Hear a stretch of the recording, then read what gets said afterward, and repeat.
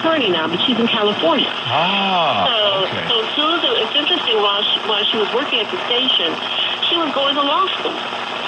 And so the station was very, we talk now about work-life balance, or how to be able to have a life and also work, 60, 70 hours a week.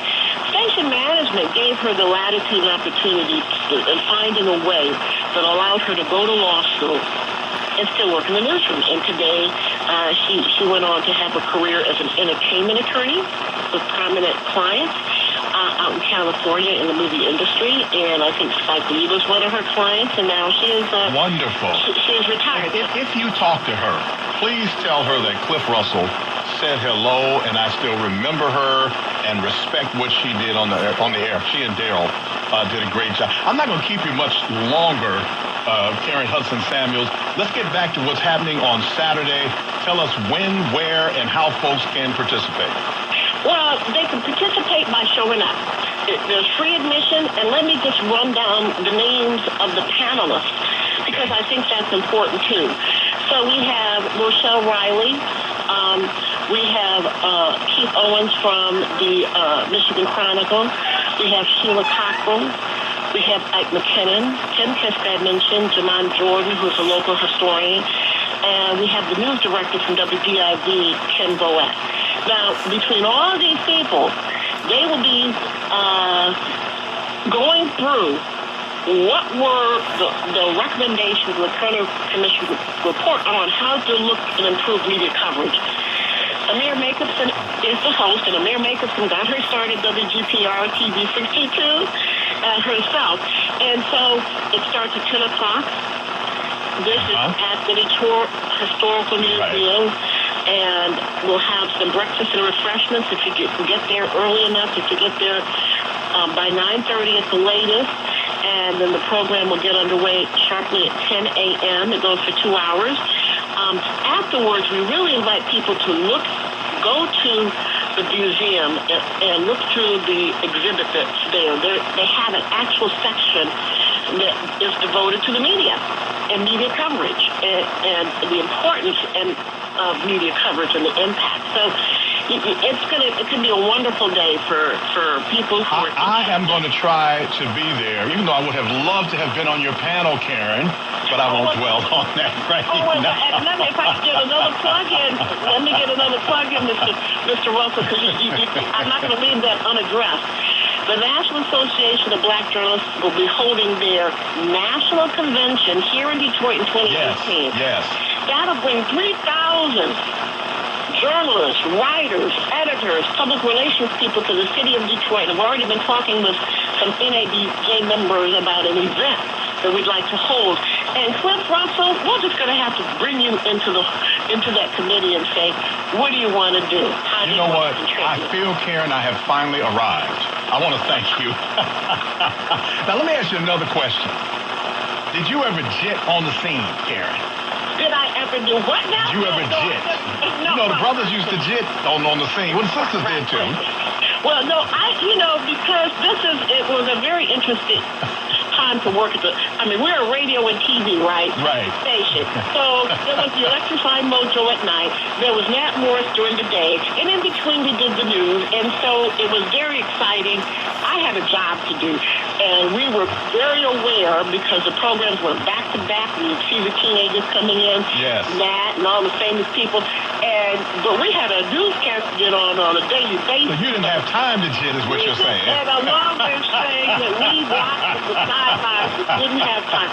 And I'm not going to out one of your colleagues who's on the air and is also displayed in the museum, who himself, as a teenager, appeared on the scene.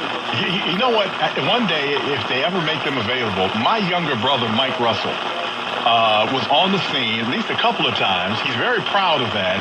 And I would pay anything to get a clip of that. I'm going to have to go through your archives one day.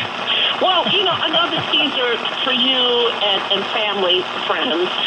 We have a big screen when you come to the museum that has a continuous loop of not only the scene dancers, but Contempo, and the New Dance Show. Those three dance programs Yes. aired on 62. The most prominent one that people remember most was the scene with Nat Morris. But Yes. there was also Contempo and R.J. Watkins, the New Dance Show. And there's a video loop that goes through all of it. Right. And you can sit there and you can see them dancing, and if they've got anything, anybody, and I say this to anybody who's listening, if you have artifacts, videos, or things that you think might contribute to the museum, we'd love to hear from you. Bring him on. We got a caller on the line. Emery's on line 1. Hey, Emery, thanks for calling. You're on with Karen Hudson Samuels.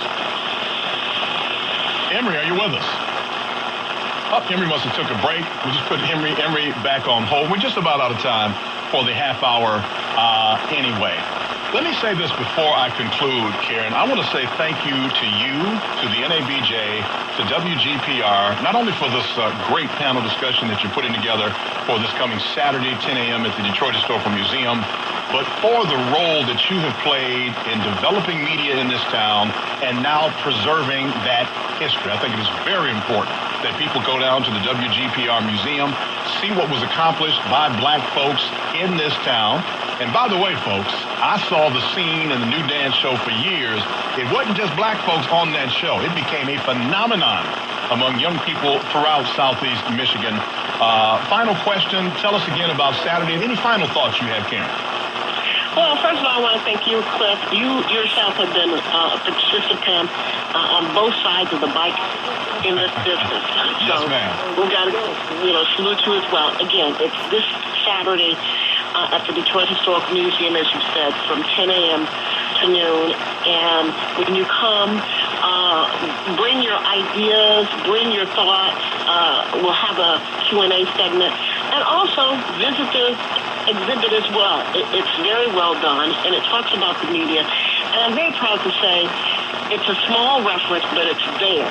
Media milestone, WGPR TV 62, the first African-American-owned TV station in the country.